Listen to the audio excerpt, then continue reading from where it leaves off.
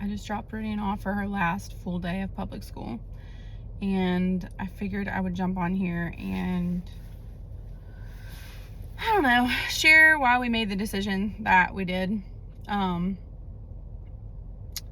I've had a lot of people ask me, and I figure this information might bless other people that are in a similar situation, and you know, what the heck, I love to talk. So if you know Rhydian, you obviously know that she's just a little bit different. She's a different kid. She's artistically and musically inclined like I was, but she's also super intelligent in normal subject matter. So she's super good with math. She just excels in most subjects. And right off the bat, when she started public school in pre-K, they were like, hey, we think you should have her evaluated. And like, me being me, I was like, okay, automatically they want her evaluated for ADHD because it runs in the family. And so I immediately was like, hey, she's 4, and I don't think there's any real reason to have her evaluated, because even if I did, I'm not willing to medicate her yet. And so we get through pre-K, she goes to kindergarten. Same thing. Hey, we think you need to have her evaluated. And I'm like, okay. So principal goes in, he's like, hey, I don't really see anything all that concerning or alarming yet, but there's definitely something there. And so at that point, they were like, hey, you know, she's not able to memorize her letters at this point, and if she can't, then she will be held back in kindergarten. And I was like, okay. Like, kid knows her alphabet, she just couldn't regurgitate it back in like a normal way. And this is like, I'm not trying to be offensive to public schooling, it just was like, she knew how to do it, she just couldn't do it on the spot, if that makes sense. And so moved on from that. By the end of the year, she was, you know, completely fine and had her letters memorized, and she moved on. First grade rolls around. Now, mind you, in kindergarten, she was like making booby traps with the COVID masks. Like, she's just smart and bored and creative and constantly trying to be, you know, thinking outside the box. Disruptive, yes. Intelligent, also yes.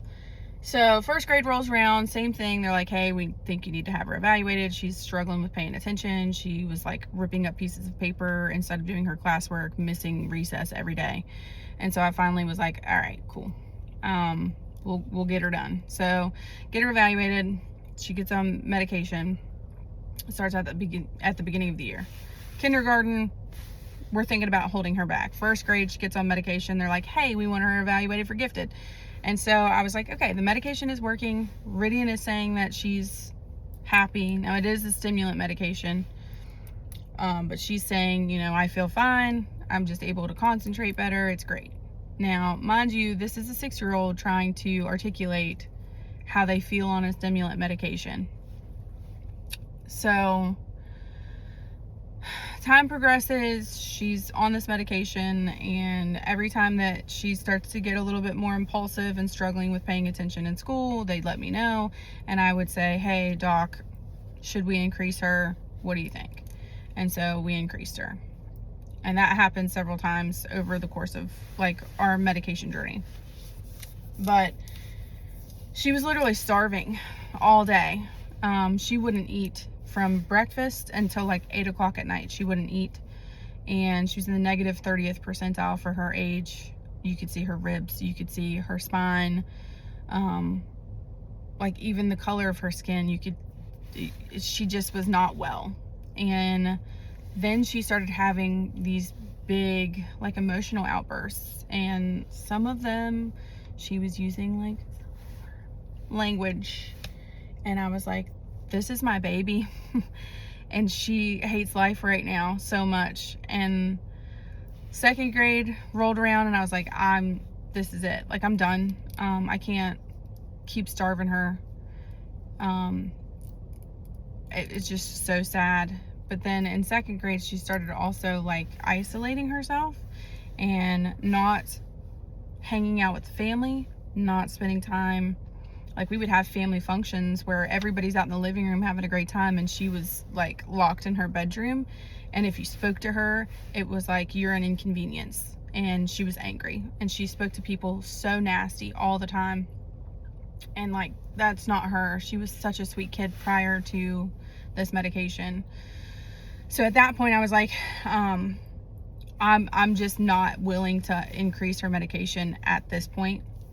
If she's struggling at school, then like, I'm not increasing it, just for her sake and her health. So 3rd grade rolls around, same thing. She's struggling. She's, you know, dealing with impulse control, ripping up little pieces of paper and stuff, not doing her work. And it was about that time for us to go in and be like, hey, we need to increase her medication again. And I just was like, I had this like epiphany, like, if I have to increase her medication again and she's continuing to be this miserable and unhappy, like, I'm gonna lose my kid at some point. And if I don't lose her because she's just emotionally spent, I'm gonna lose her because she's gonna starve to death, because the kid was not eating all day long. And like, she even had teachers that would be like, we watch her at lunch just to see if she eats anything, and she doesn't. We're really concerned. And I'm like, yeah, me too. So at that point, whenever, like, the beginning of the year, when they were like, hey, is she even on medication at this point, because it's pretty bad? And I'm like, yeah, she is. I hate that for you guys. But I just was like, I can't do it. I can't increase her medication again. And so I went to her doctor and I was like, hey, can we try a different medication that's not a stimulant, because she's starving to death all day and she's just so cranky and mean. She was just mean. And so they were like, yeah, we can try Strattera. So we put her on Strattera, and the difference, like I got my kid back, and she's happy and jovial, and she wants to participate in family functions, and she's nice to people again. And I just feel like I got cheated a little bit, because I was just so quick to want to make sure that she wasn't a disruption in a classroom. And I feel bad. I feel bad. She was probably high as a kite the whole time and just couldn't tell me. At least, like, definitely crashing by the end of the day and not able to tell me that that was what was happening. So once we put her on Strattera and she changed back to like her normal happy self, I was like, I can't go back. But I also can't burden her teachers, because she has a hard time paying attention. She just does. And Strattera might help her in like very negligible incremental ways, but it's not enough to really get her through a 7-hour school day sitting still, having to, you know, pay attention to her schoolwork. And so I prayed about it, and I was like, God, if this is what I'm supposed to do, please, like, lead me to this decision. And this, I was praying for that before I even put her on Strattera. And so, like, the big difference between Focaline and Strattera, I was like, this is it. This was God's sign that I need to do this. And yeah, so basically I made that decision because I don't want her to be a zombie all day, an angry zombie. But I also don't want to be that parent that sends their unhinged wild kid to school. Like, because like, she's pretty bad. You know, like, that we were getting into like the spitball era at recently. And I have the means at the moment to do it. Whether or not I have the means to do it long term, I don't know, but I at least have it right now. And, you know, if worst case scenario, it doesn't work out and we put her back in public school and see how it goes. But best case scenario, she's able to get through this and learn in a different way that's more beneficial for her, and eat all day.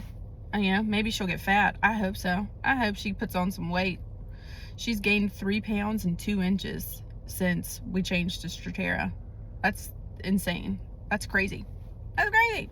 I'd be mad if I was hungry all day long too. But anyway, 9-minute long video. Here we are again. It's just, you know, it's what I do. I make way too long-winded videos.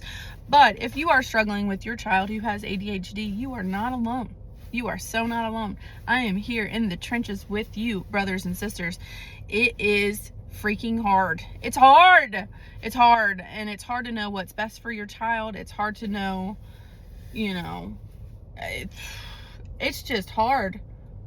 My daughter's iPad is outside on the patio right now. We were looking for it this morning, and I really hope that it's not ruined. ADHD for the win. What a funny way to end the video. I'm going to go get her iPad and put it inside and hope that's not an icicle. Have a great day.